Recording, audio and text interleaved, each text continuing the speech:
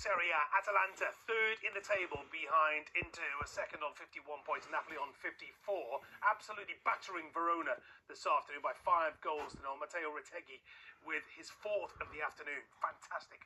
Dundee have taken the lead against Airdrie. We'll go there very shortly. But Dion, let's just reflect on Manchester City scraping through against Leyton Orient. It did feel like that, didn't it? Exactly. It did in the end, actually, because I thought Orient were really good, and they stood up. Every single player in a red shirt was a 10 out of 10. They were shattered when they came off, and it happens. Having been there myself, it happens where you've given everything, and then the bubbles burst, and you think, we held on, and just the quality of Jack Grealish and Kevin De Bruyne and Phil Foden, who came on later on as well, it just told in the end.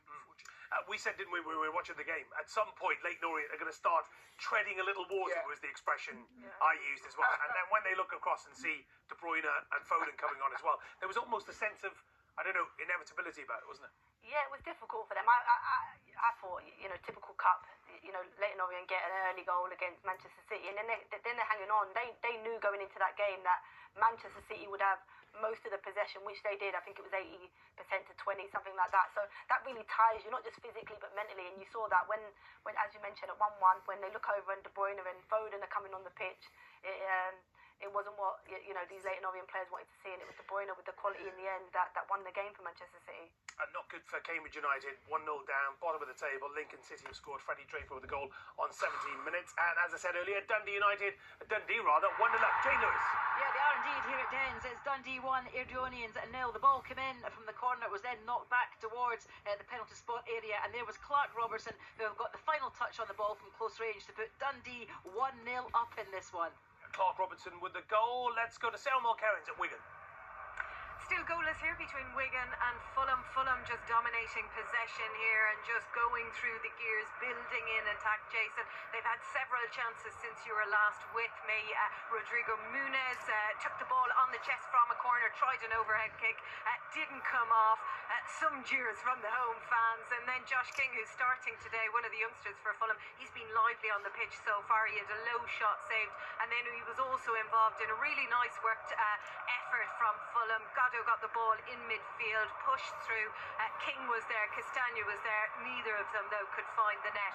You sense, though, that a score will come. Interestingly as well, Jason, James Carragher is on in defence, obviously the son of Jamie Carragher, and he's put in some strong tackles so far as well.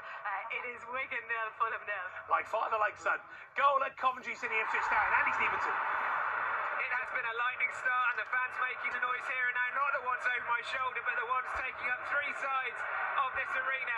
Ipswich took the lead with a penalty through George Hurst after Sammy Smolitz was bundled over in the area.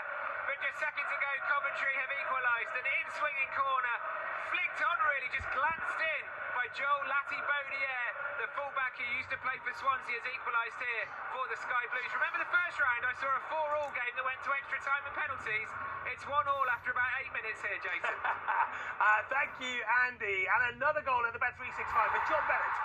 The Cardiff City fans are having a party on the far side. Stoke City 0, Cardiff City 2, and it is Youssef Salek, a ball which was not long over to him, and the goalkeeper, Jack Bonham, looked as though he was going to get it.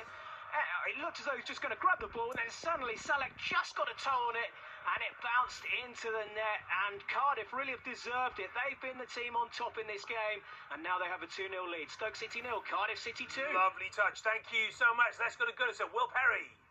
Still goalless, 20 minutes gone, Everton 0, Bournemouth 0. A couple of chances to tell you about Iliman Ndiaye, the man I mentioned last time out in really good form. It was Barney who gave the ball away, tight angle, just outside the box and almost along the goal line. Ndiaye dribbled, got past a couple of Bournemouth defenders and then just couldn't get the shot away. Kepa was well out, to be fair. Before that, a corner from the left-hand side. It was Young who whipped it in. Looked like he deliberately gone for goal. Nearly caught Kepa out. There was a foul on the keeper, and down the other end, Antoine Semenyo cutting inside onto his right foot, a deflected effort which looped behind for a corner, but still goalless in this one. Thank you, Will. Southampton looking good at St Mary. Sam Ashu. Still 0-0 at St Mary's, Jason. It's a bit of a tale of 2 Brazilian left-backs here today. Neither called Roberto or Carlos, though. It's Southampton's Wellington up against Burnley's Lucas Pires. Both are less samba and a bit more tenacity. Both love a tackle, which is what you want to see.